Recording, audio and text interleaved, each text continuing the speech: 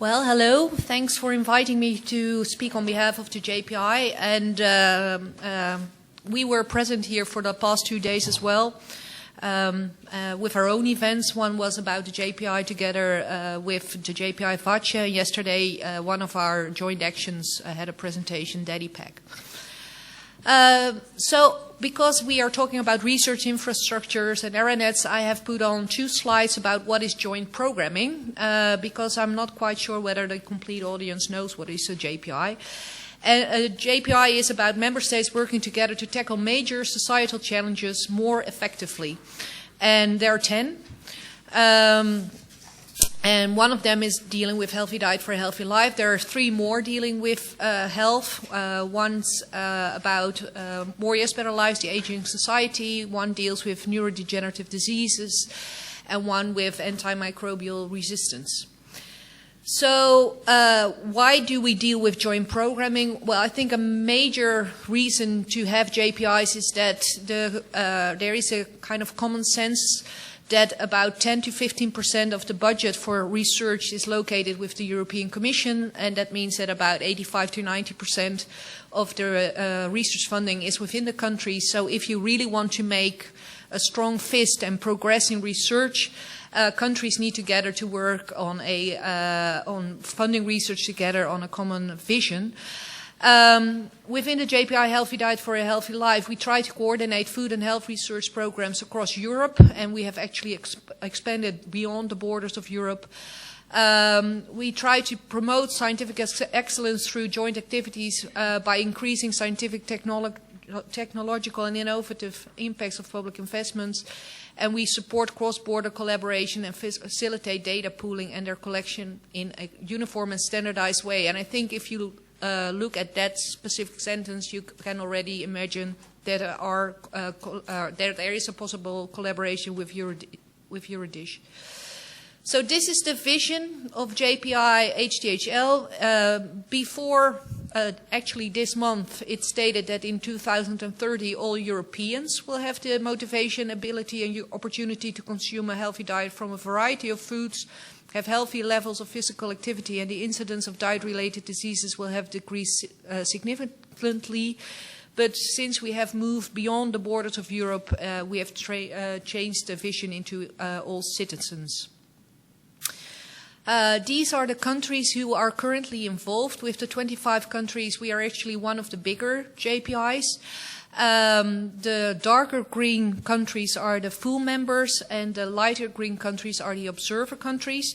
Actually, the only difference between being a full member or being an observer is that if you are an observer, you don't have voting rights. It doesn't mean that we will say as a management board, for instance, that you're allowed to become a full member. It's a country decision to become a full member. But once you are a full member, you can actually vote on the priorities for the joint actions and stuff like that. I stated already that we have gone beyond the borders of Europe. So Canada is a full member, and New Zealand, which is located very strangely on the map, because it's supposed to be somewhere down there, is an observer. But they are considering right now to become a full member as well. So how are we organized? We have a management board, and in the management board the countries are represented. So you're not in the JPI as an organization. So for instance, I represent one of the major funding organizations on health research in the Netherlands, but I am a member of the management board not on behalf of my own organization but on behalf of my country. And I represent 2 ministries actually in the management board. We have a secretariat who supports the work. We have 2 advisory bodies. We have a stakeholder advisory board, and we have a scientific advisory board who help us guide the process of the JPI. And we have several task forces who try to develop, for instance, joint actions or specific suggestions related to, for instance, IPR, so intellectual property rights, open access and stuff like that. So this is our strategic research agenda, which we published in 2012 at our first conference in The Hague. All member states, the Scientific Advisory Board and the shop were consulted. It was signed by all JPI members, so at that time it was less than 25 countries, but all countries agreed on the strategic research agenda. And we have recently adopted our second edition, which will be publicly available at our third international conference, which will be held on the 19th of June in Brussels. And at the registration desk, there are flyers for that third conference. So I make a little bit of a promotion for that. So, and it will be in Brussels, one day on Friday. So this is the structure of our strategic research agenda. We have 3 research areas. One deals with determinants of diet and physical activity, one deals with diet and food production, and one deals with diet and chronic disease. And of course, in those 3 pillars, you already see similarities with the DISH model of EuroDISH as well. And besides the 3 pillars, we have horizontal activities which should underpin each of the research pillars. So we started with funding our first joint actions in 2013. So the first one was determinants of diet and physical activity. It's actually one of the largest we have funded so far. 12 member states are involved in that one with 47 different partners, and we invested 17 million in that specific joint action. And the aim of that joint action is to understand the determinants of diet, physical activity, and sedentary behaviors, and to translate this knowledge into a more effective promotion of a healthy diet and physical activity. We call it a knowledge hub. It's actually bringing researchers from very different backgrounds together to try to develop a common terminology to work on determinants and to progress into this research. We've also funded an activity on European Nutritional Phenotype Data Sharing Initiative. It's EMPADASI, which I think Peter also mentioned already. It has 51 partners from 9 member states, and it started in December 2014. And we have funded 2 projects, Football and More Diet, in the Roadmap Initiative for Biomarkers of Nutritional and Health Claims. Besides funding joint actions, we have developed an implementation plan for the first 2 years, 2014 and 2015, because JPI is not only about funding joint actions and getting new research around the table, but it's also about aligning national research policies and programs. It's about trying to develop strategic collaboration with, for instance, other research infrastructures or KICs or whatever there is around in Europe. We try to communicate as much as possible about the collaboration between diet and health. And so we have a website, for instance. We are very active on Twitter. We have a Facebook account. So there are many different ways we try to communicate to scientists, to the politicians, but also to the public. We fund joint activities, as I explained before, and we try to underpin sectoral policies. So currently, we have launched another 4 joint actions. We were supposed to launch 5, but the first one, the effectiveness of existing policies for lifestyle interventions, is actually postponed a little bit to next year, because we would like to have a little bit more of the results of DediPack ready before we're actually going to draft the scope for that specific joint action. But there are calls online on food models and food processing, intestinal microbiomics, nutrition and cognitive function, which was one of the issues we talked about today already, and malnutrition. 5 minutes? That's fine. So what other activities are we planning for at least this year? We are applying for an ARANET on biomarkers to progress on the research which we are funding already in this joint action, the Roadmap Initiative. So it will build on that work. But we're applying for it, so we're not quite sure whether we will actually get it. We are also applying for a second coordination and support action, because although the funding for the research comes from the countries, we are supported by the European Commission to coordinate and support the work of the JPI, and we are hoping that the Commission will fund us for another 5 years.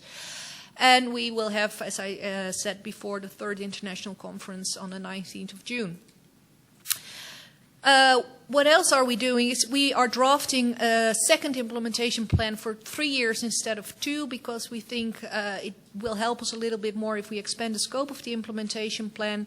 We are discussing the sustainability of the JPI, so how can we support the JPI in a sustainable way to make sure that we will become independent of the money from the European Commission. And we try to explore collaboration with other initiatives. And for instance, we held this year a joint workshop with AAL, which is an Article 185. It's the Ambient and Assisted Living Initiative. For instance, the workshop we organized this Wednesday here in Milan was together with the JPI budget. So we try to collaborate as much as possible. So that in the end we will move to a European research area on healthy diet for a healthy life.